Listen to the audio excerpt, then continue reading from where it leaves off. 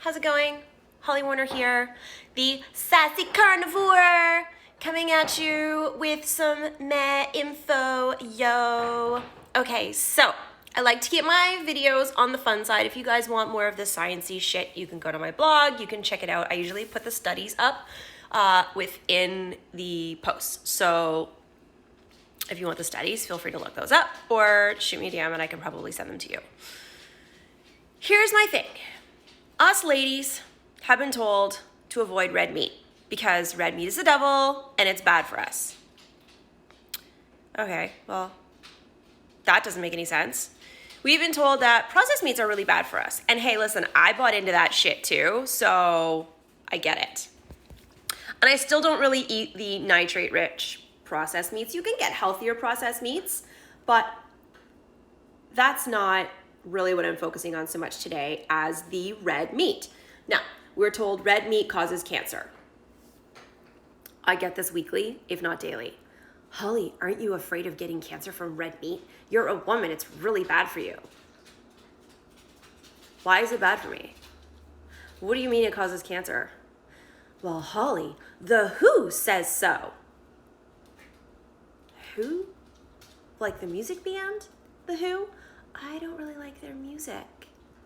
No, Holly. WHO? Like the World Health Organization.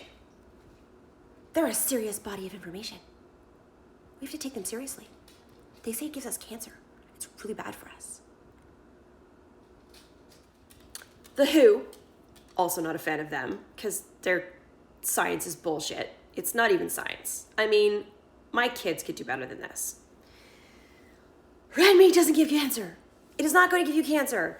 Even if you had cancer before, especially even if you had colon cancer before, you're still not at risk of getting cancer from consuming meat or red meat. Let me tell you why. The studies that they show are what we like to call epidemiological studies. They are observational studies, and they are flawed at best. You see, observational studies are studies that are done. These studies that the WHO put out. Sorry, I had to deal with my puppies there for a second. So these studies, these observational studies that are put out by the WHO, these epidemiological studies, are done on very small amounts of the population, and they are based on human nature. So there's a questionnaire that is sent out. Now, if I was somebody who received a questionnaire from, for example, MeatRx, or somebody that I know is very carnivore based, human nature, it's natural for us to want to please the author, to please the person who's asking the question, because we are people pleasers, which means that if you asked me how much meat I consumed in a day, or if I had any veggies at all, if I had happened to have had potatoes, I would probably be like, well, they don't want to hear that I had potatoes. And I didn't really, I only had like a couple of little mini potatoes, and I only did that once in the last 30 days. So it doesn't really count, right? So I'm just not going to put that down. That's okay. It's not really lying. I mean, it was like just that one time. Listen, folks, just the tip still counts. These epidemiological studies cannot show causation. They can show correlation, but correlation does not show causation.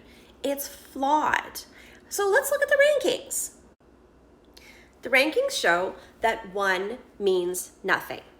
So let's look at those numbers when it comes to eating processed meat or red meat, because they both pretty much came in the same. I think processed meat was a smidgen, like a tiny little grain higher. Both of them came in pretty close though. So anything that is a 1 is considered a no-go. It means nothing. It's zip, zero, zilch. 1 means 0. 0 risk. 0 cause. 0. Red meat came in at 1.1. Now, smoking came in really, really, really high. High enough that we can say correlation could mean causation in this. Smoking probably gives us cancer because it came in much higher. And then we look at meat and we go 1.1, which is pretty close to fucking 1. Where's the correlation? There isn't any. There isn't any, people. I mean, I'm talking about relative risk here. There's just none. So we could look at two different studies. These trials were pretty awesome, actually. One was the polyp trial. And we look at the data, and they tested, I believe it was 2,000 people over the course of 4 years with a 8-year follow-up. I'd say that's a pretty good number. Much larger numbers than the ridiculous studies coming and being quoted from the WHO. So what did they find? What they found was that with eating red meat, there was actually a decreased risk of cancer.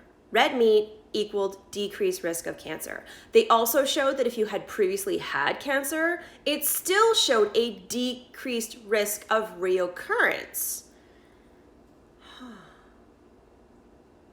So red meat doesn't cause cancer after all.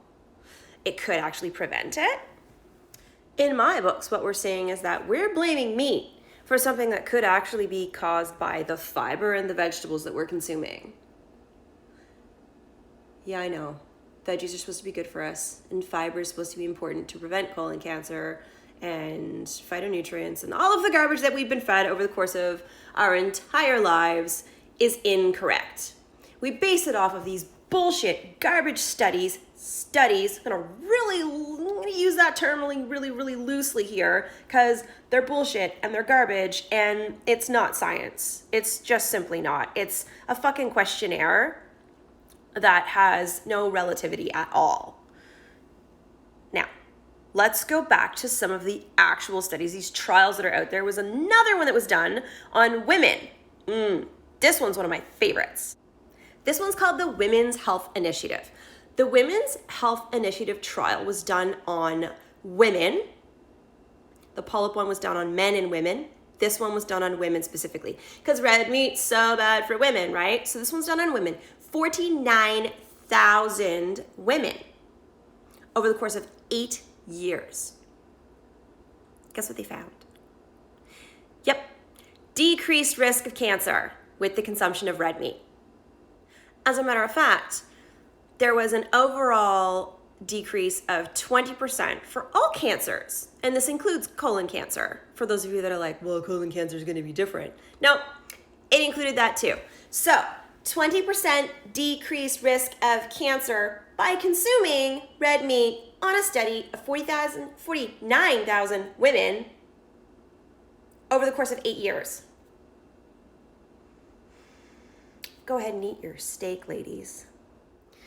So I guess in conclusion, what I'm saying is that the WHO and its self-monitoring and self-reporting data done by people with a questionnaire and conducted by those with a bias, it's not as reliable as we'd like to think, and yet we're taking it as gospel, folks, and scaring the living bejeebus out of people, especially women, telling them that red meat causes cancer.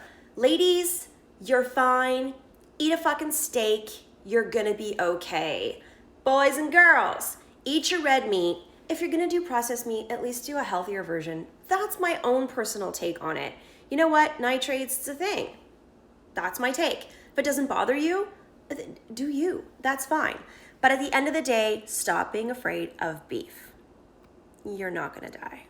You're gonna live a long and healthy life with probably less health issues than you would have if you were a vegan.